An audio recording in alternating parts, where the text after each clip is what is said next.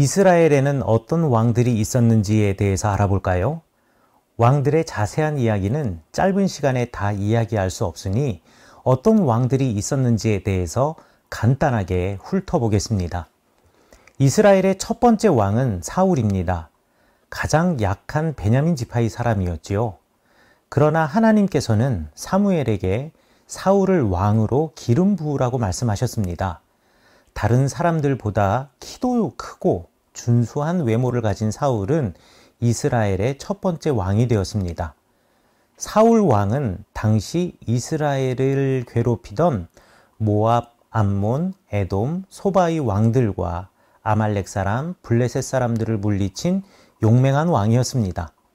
그러나 사울은 몇 가지 치명적인 실수를 합니다. 첫 번째는 블레셋과의 전투에서 사무엘이 제때에 도착하지 않자 제사장도 아닌 자기가 직접 제사를 드린 것입니다. 두 번째는 아말렉 왕 아각을 살려두고 그로부터 경제적인 이득을 얻으려고 했었습니다. 모두가 하나님이 원하시는 바가 아니었습니다. 결국 하나님께서는 사무엘에게 다윗을 다음 왕으로 기름 부으라고 말씀하셨습니다. 사울은 블레셋과의 전투에서 죽게 됩니다. 다윗은 사울을 이은 두 번째 왕입니다. 이새의 아들들 중에 하나인 다윗은 형제들 가운데에도 제일 눈에 띄지 않는 아들이었습니다. 그러나 하나님께서는 사무엘에게 다윗을 왕으로 삼으라고 말씀하셨습니다. 그리고는 사람을 선택할 때에 용모와 키가 기준이 되어서는 안 된다고 말씀하셨습니다. 다윗의 이야기 중에서 제일 유명한 이야기 하나는 골리앗과의 전쟁 이야기입니다. 엘라 골짜기에서 블레셋 사람들과 이스라엘 사람들이 서로 전쟁을 하게 되었습니다. 블레셋 장수 골리앗은 이스라엘 군인들을 조롱하였습니다. 아직 전쟁에 나갈 나이도 되지 않은 다윗은 아버지의 심부름으로 형들의 안부를 확인하기 위해서 전쟁터에 옵니다. 그리고 골리앗이 이스라엘 군대를 조롱하는 말을 듣고는 사울에게 직접 나아가 싸우겠다고 합니다. 그리고 물맷돌로 골리앗을 죽였습니다. 다윗의 시작은 화려했습니다. 그러나 다윗은 그 이후로 사울의 미움을 받아 광야를 떠돌며 도망자의 삶을 살게 됩니다. 그리고 이 가운데에서 많은 시편들을 기록하기도 하였습니다. 하나님께서는 다윗을 결국 이스라엘의 왕으로 삼으셨습니다. 다윗은 여부스 사람의 성이었던 예루살렘을 빼앗아 수도를 삼았습니다. 그리고 바알레 유다의 아비나답 집에 있던 하나님의 법궤를 예루살렘으로 옮겼습니다. 다윗은 어디로 가서 싸우든지 이겼습니다. 다윗이 이긴 나라와 민족들만 해도 블레셋, 모압, 암몬, 소바, 아람, 아말렉, 에돔이 있었습니다.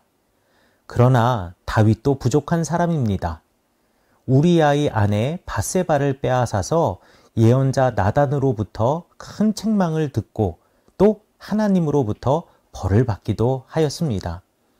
많은 아내와 아들들을 두어서 다윗의 말년에는 서로 왕이 되려는 아들들의 싸움으로 다윗의 통치는 매우 어지럽기도 했습니다. 이스라엘의 세 번째 왕은 솔로몬입니다. 솔로몬은 왕이 되기 전 형제인 아도니아와 서로 경쟁하였습니다. 그래서 왕이 되는 과정이 순탄하지 않았습니다. 그러나 솔로몬이 왕이 될 수 있었던 것은 그가 하나님을 사랑했던 사람이었기 때문입니다. 왕이 된 후 솔로몬은 기브온 산당에 가서 1,000마리 번제를 드립니다. 솔로몬의 마음을 보신 하나님께서는 솔로몬에게 무엇이든 구하는 하나를 들어주겠다고 했는데 솔로몬은 재판을 할 때 옳은 것을 선택할 수 있는 지혜를 달라고 했습니다. 이것이 하나님의 마음에 들었습니다. 솔로몬은 그 이후로 하는 일마다 새로운 역사를 써내려 갔습니다. 성전을 건축하였고 왕궁을 지었으며 나라는 점점 번창했습니다. 그러나 너무 많은 이방 여인들과 결혼하면서 신앙이 점점 흔들리게 되었습니다. 결국 솔로몬의 죽음 이후로 나라가 둘로 분열이 됩니다. 남쪽의 2개의 지파는 예루살렘을 수도로 삼아서 유다라는 나라를 세웠고, 북쪽의 10개의 지파는 디르사를 수도로 삼아서 이스라엘이라는 나라를 세웠습니다. 원래는 당연히 솔로몬의 아들인 르호보암이 왕이 되는 것이 맞았습니다. 하지만 솔로몬의 때에 너무나 많은 건축 공사로 인해서 북쪽 왕국 사람들이 힘들어했기 때문에 솔로몬이 죽자 북쪽의 10명의 지파의 대표들이 르호보암을 찾아옵니다. 그리고서는 아버지 때와는 달리 건축 공사도 줄여주고 또 국가적인 사업에 많은 동원으로 농사를 짓거나 경제 생활을 하는 것이 어렵기 때문에 이것을 줄여달라고 부탁을 합니다. 하지만 르호보암은 젊은 친구들의 이야기를 듣고 이 제안을 거절하게 됩니다. 그래서 유다와 이스라엘이 서로 나뉘어지게 된 것입니다.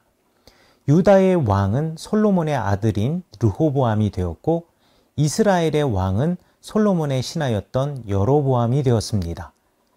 유다 왕 르호보암은 하나님을 모르는 사람이었습니다.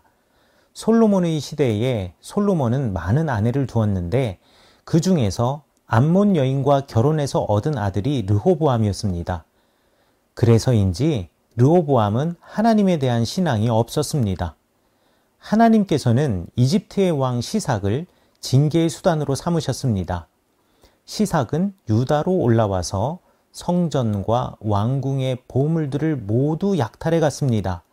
그리고 르호보암 시대 내내 이스라엘의 왕 여로보암과 항상 전쟁을 하게 되었습니다.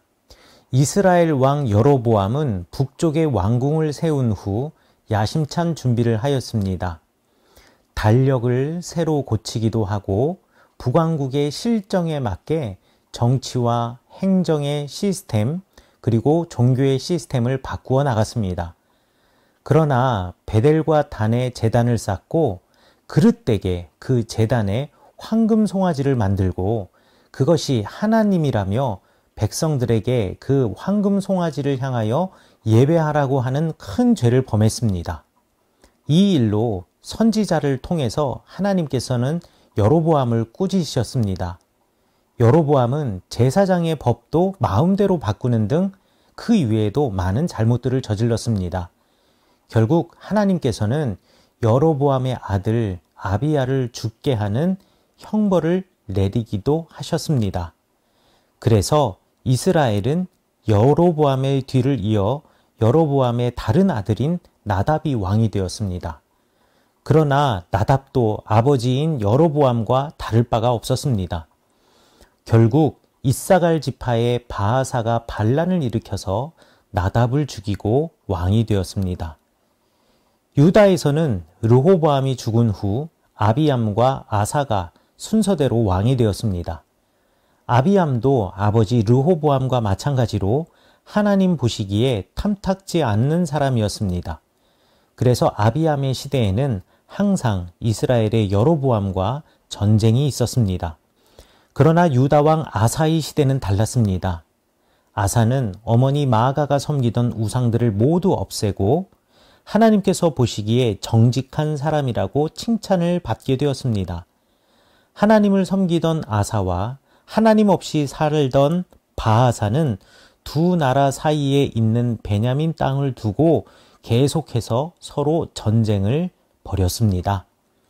이스라엘 왕 바하사의 때에는 선지자 예후를 통해서 하나님을 떠나 살아가고 있는 바하사와 이스라엘 백성들을 꾸짖으셨습니다. 하나님께서는 바하사도 여로보암의 집과 별반 다를 바 없이 하나님 보시기에 악하다라고 말씀하시며 선지자 예후를 통해서 바하사를 괴롭게 하셨고 그의 아들 엘라가 뒤를 이어서 왕이 되게 하십니다. 엘라가 왕이 된 후 2년이 지나서 그의 신하였던 시므리가 반란을 일으켰습니다. 시므리는 엘라를 죽이고 왕이 되었지만 단 7일 천하였습니다. 백성들이 지지하지 않았던 것이지요. 백성들은 군대 지휘관 오므리를 이스라엘의 왕으로 삼아서 시므리와 싸웠습니다. 결국 시므리는 오므리와의 전쟁에서 궁지에 몰려 디르사의 왕궁으로 도망갔고 왕궁에 불을 지르고 그곳에서 자결하였습니다. 오므리는 왕이 된 후 6년간 디르사에서 다스리다가 사마리아로 수도를 옮겼습니다. 오므리는 수도를 옮기면서 새롭게 나라를 변화시키고자 했지만 여로보암처럼 하나님의 율법을 제대로 지켜가지는 못했습니다. 그리고 그의 아들 아합이 뒤를 이어서 왕이 됩니다. 아합은 왕이 된 후 시돈 왕 엣바알의 딸 이세벨과 결혼합니다. 이세벨과 결혼한 이유는 국제적으로 대국이었던 페니키아로부터 안전을 보장받고 또 그 나라로부터 선진 문물과 문명을 배워서 이스라엘이라고 하는 나라를 군사적으로나 경제적으로나 강대국으로 만들고 정치적으로 확고한 자기 입지를 구축하기 위해서였습니다. 그래서 페니키아의 신인 바알을 섬기기 시작했습니다. 사마리아에 바알 제단을 쌓았습니다. 그래서 하나님께서는 경노하셔서 엘리야를 통해서 이스라엘 땅에 3년 동안 큰 가뭄이 있게 하셨습니다. 우리가 알고 있는 엘리야 선지자의 대부분의 활동 시기가 바로 이 아합의 시기와 겹쳐집니다. 아합은 하나님이 이기게 하신 전쟁을 자기가 이긴 양 하나님의 말씀과는 전혀 다르게 행동하였습니다. 그리고 왕궁과 군사력을 확장하기 위해서 나봇의 포도원을 빼앗기도 하였습니다. 나봇의 포도원을 빼앗은 사건은 땅의 주인이 하나님이라는 신앙을 저버리고 하나님의 땅을 사유화하려는 인간적인 욕심이었습니다. 결국 예언자 엘리야와 미가야로부터 책망을 받습니다. 나중에는 아람 왕에게 길르앗 라못을 빼앗으려는 전쟁을 하다가 전장에서 전사하게 됩니다. 당시 유다의 왕은 여호사밧이었습니다. 아사의 뒤를 이어서 여호와 하나님 앞에서 정직하게 행하던 왕이라고 성경은 평가합니다. 그러나 여전히 아사의 시대부터 있었던 산당은 없애지 못했던 왕이었습니다.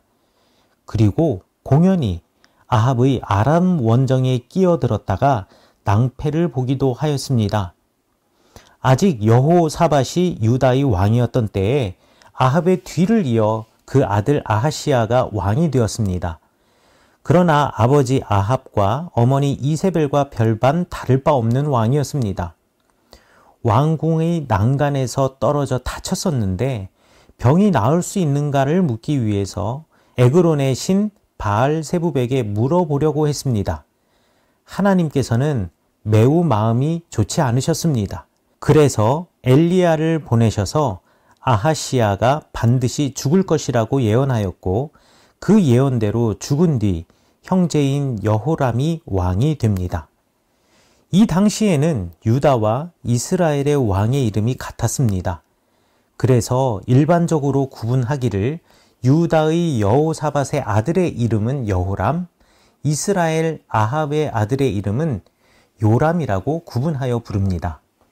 유다의 왕 여호람은 아버지 여호사밧과는 많이 달랐습니다. 여호사밧은 아합의 딸 아달랴와 결혼하여 이스라엘의 요람과는 친척이 되었습니다. 그리고 하나님 보시기에 옳지 않은 일을 하여 여호람 때에 에돔과 림나 같은 나라와 도시들이 유다를 배반하게 됩니다. 유다의 여호람이 죽은 뒤에 아하시야가 왕이 되었습니다. 아하시야 역시 아합의 딸과 결혼을 하여 아합의 아들 요람과 함께 아람 땅의 길르앗 라못 원정에 나갑니다. 그러다가 전장터에서 반란을 일으킨 이스라엘 장군 예후에 의해서 살해되고 아하시야도 예후의 손에 죽습니다. 예후는 이때 아합의 아내인 이세벨도 죽입니다. 그리고 엘리야의 예언대로 이세벨은 왕실의 묘실에 제대로 장사되지 못하는 수치를 당하게 됩니다. 예후에 의해서 아합의 아들들과 아하시아의 아들들 대부분이 살해를 당합니다. 유다와 이스라엘의 왕자들이 살육당하게 된 것이죠. 그리고 나서 이스라엘은 예후가, 유다는 아달랴가 다스리게 됩니다. 그러나 유다에서 살아남은 아하시아의 아들 요아스가 있었습니다. 성전에서 제사장 여호야다의 도움으로 지내던 요아스가 여호야다의 도움으로 왕이 됩니다. 그리고 성전을 개혁합니다. 그러나 요아스는 아람 왕에게 조공을 바치며 여호와 하나님께 드린 성물까지도 손을 대는 바람에 이것을 반대하던 사람들의 반역으로 죽게 됩니다. 유다의 왕 요아스의 시절에 이스라엘에서는 여호아하스와 여호아스가 왕이 됩니다.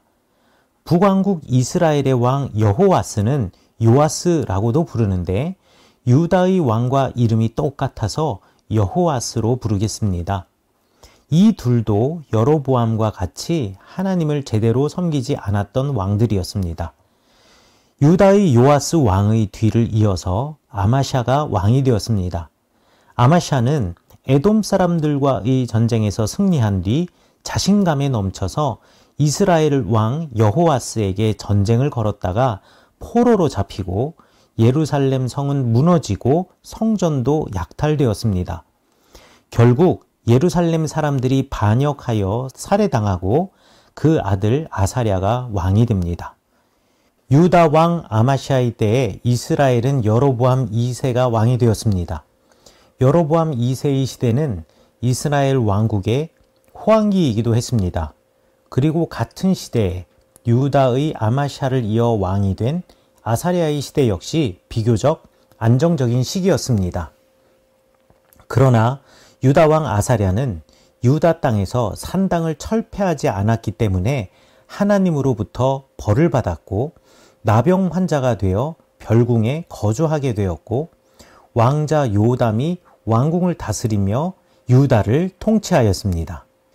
유다 왕 아마샤의 때에 이스라엘은 여로보암 2세의 뒤를 이어서 스가랴가 잠시 왕이 되기는 하였지만 왕이 된 지 6개월 만에 살룸이라는 사람이 반역하여 스가랴를 죽이고 왕이 되었습니다.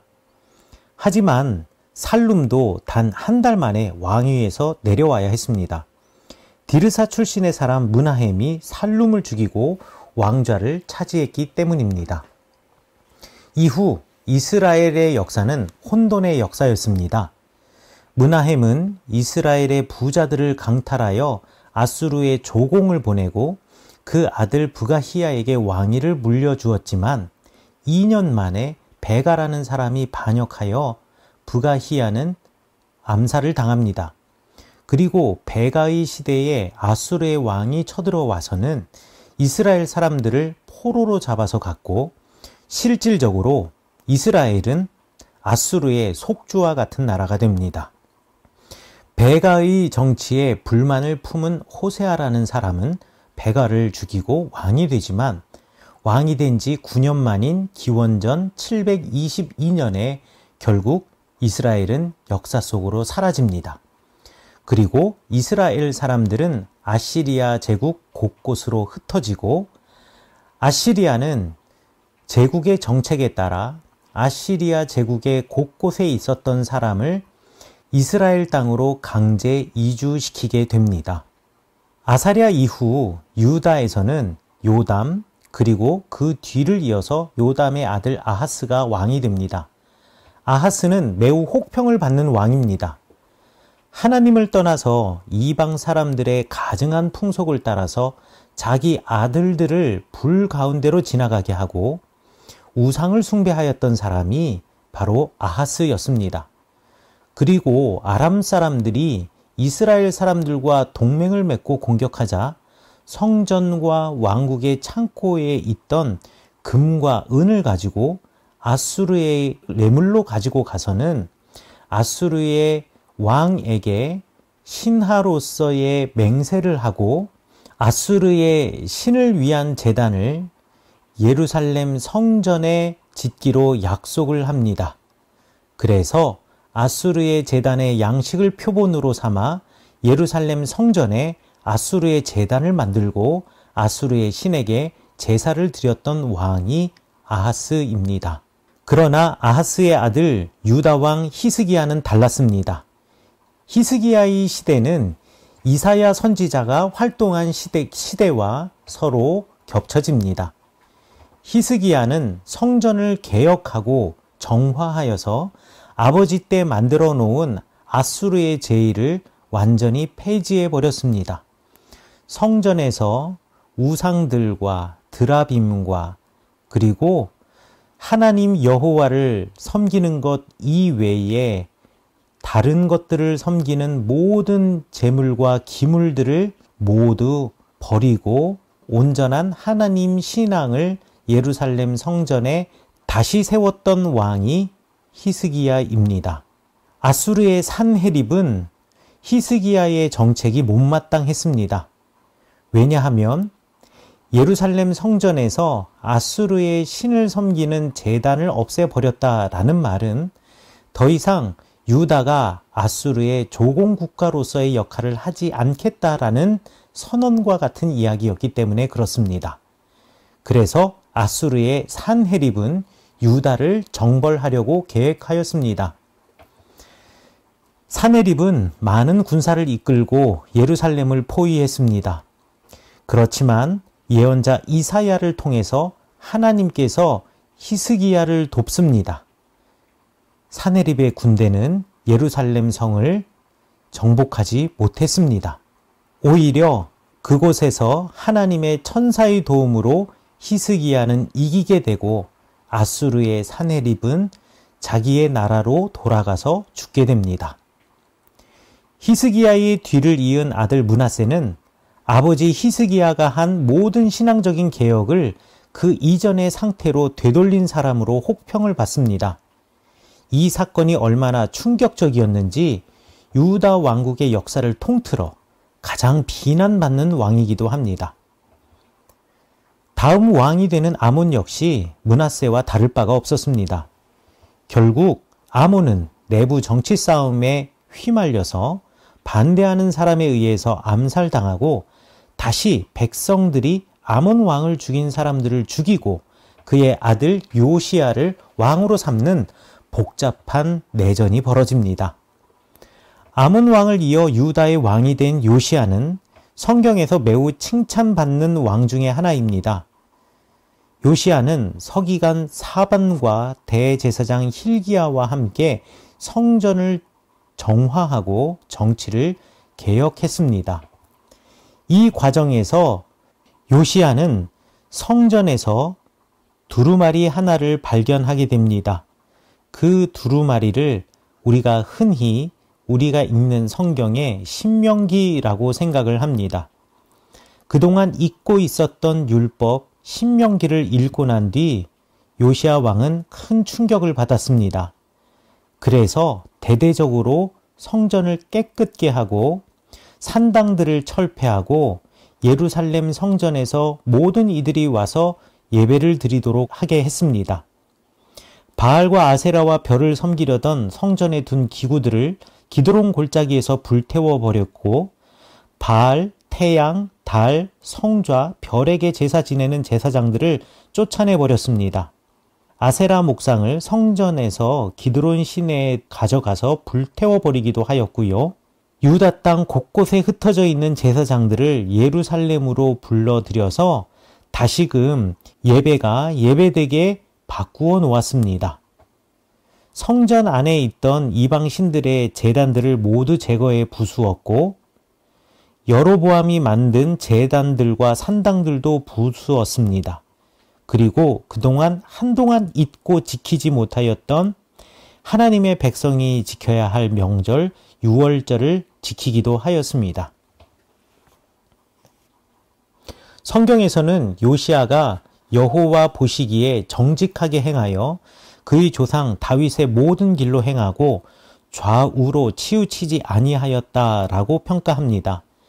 그는 성전에서 발견한 잊어버린 율법을 다시 회복하고 그대로 살아가려고 했던 왕입니다.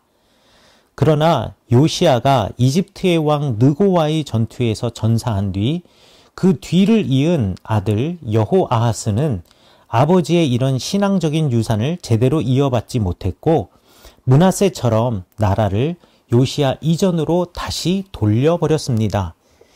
요시야를 죽인 후 전쟁을 마치고 돌아오던 이집트의 느고는 여호아하스를 폐위시켜 버렸습니다. 그리고 이집트로 인질로 잡아갑니다. 그리고 난 다음 이집트의 느고는 여호야김이라는 다른 아들을 왕으로 세웁니다. 그러나 그도 하나님 보시기에 정직하고 선한 왕은 아니었습니다. 여호야김의 뒤를 이어서 여호야긴이 왕이 됩니다. 여호야긴 때에는 바벨론에 의해서 성전이 약탈당하고 이스라엘의 고관들과 기술자들 그리고 여호야긴까지도 포로로 바벨론에 잡혀가게 됩니다. 이때가 기원전 597년입니다. 그리고 이 사건을 제1차 포로기라고 말합니다. 아직 유다가 멸망하기 대략 10여 년 전에 포로로 끌려간 사람들이 있다라는 말입니다. 대략 이 시기가 예언자 예레미야와 예언자 에스겔이 활동하기 시작하던 시기입니다. 여호야긴의 삼촌인 시드기야가 여호야긴을 대신하여서 유다의 왕이 되었습니다. 시드기야는 유다의 마지막 왕이라고 부르지만 제대로 된 통치를 할 수 없었습니다. 그리고 왕의 모습을 제대로 보여주지도 못했습니다. 그래서 유다가 멸망할 때 살기 위해서 도망하다가 결국 바벨론 사람들에게 잡히는 치욕을 당하기도 했습니다.